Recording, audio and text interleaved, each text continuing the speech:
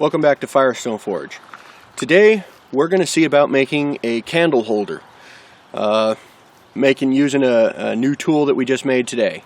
Anyway, so hopefully it comes out well because it's going to be my first attempt. So if I fail, you'll see it. So stick around. Alright, so first thing we're going to do is obviously get our stuff hot. And we're going to use our cross peen hammer. Put it in there. Just kind of round out the front there.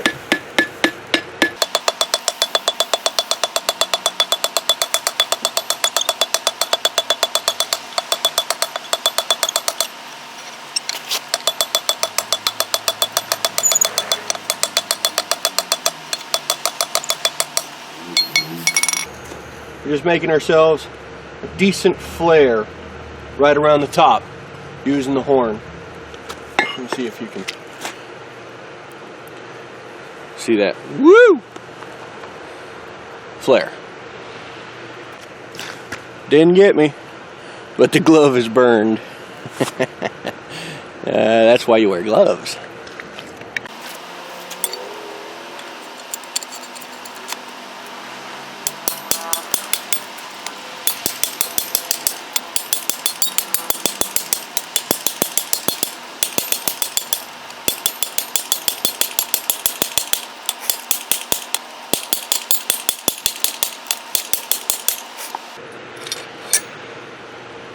Starting to make a good dent around the whole thing. Going to heat it up and keep on going.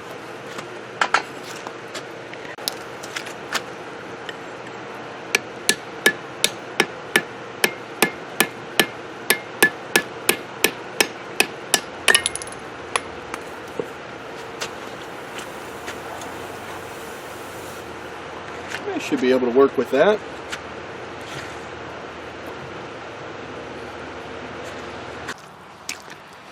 Now, I'm not normally a fan of destroying a tool, but I picked this up at the pawn shop for $6.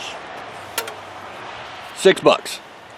And I bought it with the specific idea in mind to use it to make woodworking tools, like spoon knives and stuff like that. So I'm actually going to use this. I cut that piece off. It used to be here in the front and reshaped it. And we're going to use this for the basin for our candle holder. So let's see how it goes.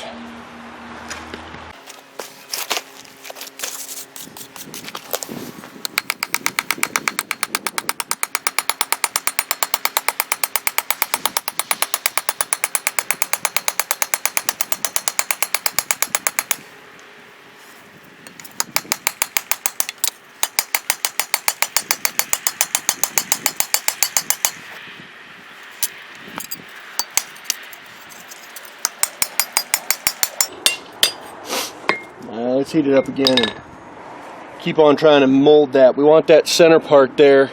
Oh, you can't even see what I was doing. We want that center part there to be concave, and then we're going to flatten out the rest of it.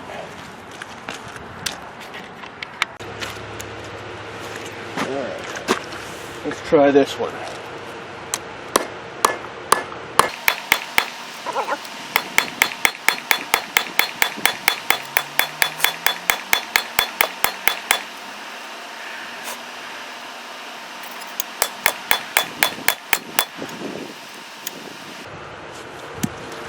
Now, you see, nice concave.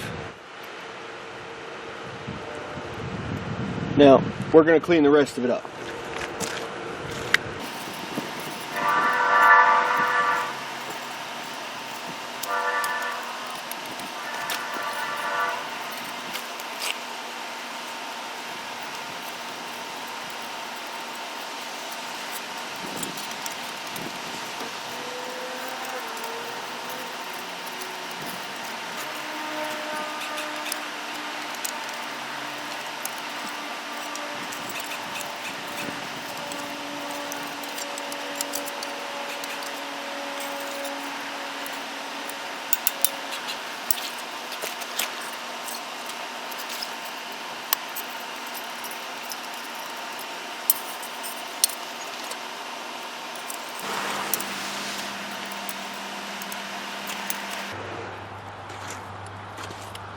Alright, now at this set,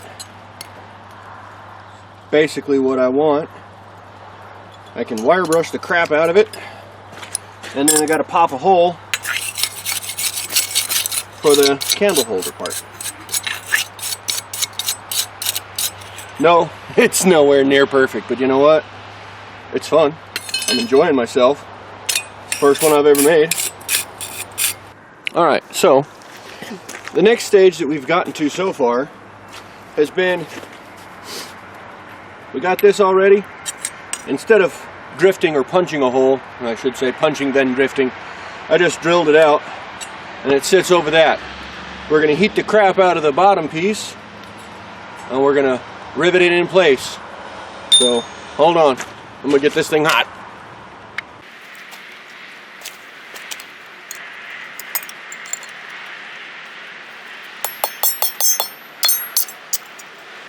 Alright, so what happened was when I started hammering, it pushed the piece that I was going to rivet inside. So I need to fix that and push that back out and stop that from happening again. Well, it's a learning experience, right? Hold on. So this is my solution. It was a little tool I picked up. It was in a bag of other tools. I paid it like 10 bucks at a pawn shop, and I have not really come up with a plan for it yet, but it just manages to fit that well. So what I'm going to do is I'm going to reheat this up, pound it back out. I'll make sure that that nub is up, and then when I go to attach the basin, I'm going to use this. I'm going to stick it into the stump here, and I'm going to use that as a small anvil, if you will, in order to properly rivet this in place.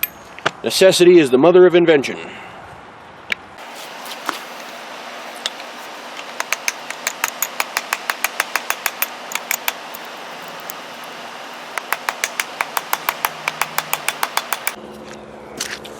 Alright, before I rivet this thing in place, what ended up happening was I saw that it wasn't going to quite fit, so I got out a couple of chisels, cold chisels. Well, this one's a cold chisel, this one's my hot chisel. Anyway, they're both trash anyway. So what I did was I went around the edges and pushed the catch, I suppose you could call it, down around where the rivet's going to be. So it's stuck on there but good. So now I'm going to heat this up real well. I'm going to throw it on that small anvil thing I got there, beat the crap out of it. So let's see what we can do, huh?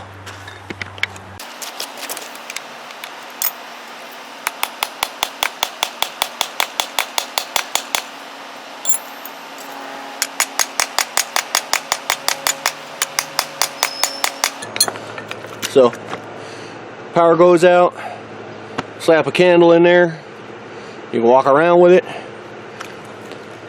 you can set it down and it'll stay, and you can collect all the drippings right there so your wax isn't getting all over anything. And if you're using something reusable like honey wax, beeswax, if you're using something like beeswax, you got something reusable. I may try and make it a little bit more sturdy. Otherwise, nah, I like it. So there you go. That's the project. Candle holder. Thanks for hanging out.